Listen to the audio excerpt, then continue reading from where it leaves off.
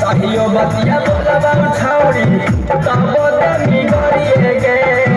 सहियो बतिया बोलबा छौरी तब देमी गरिए गे केतनो सामन लड़ाई मही बाकी पूरा हतम गरिए गे केतनो सामन लगाई मही बाकी पूरा हतम गरिए गे सहियो बतिया बोलबा छौरी तब देमी गरिए गे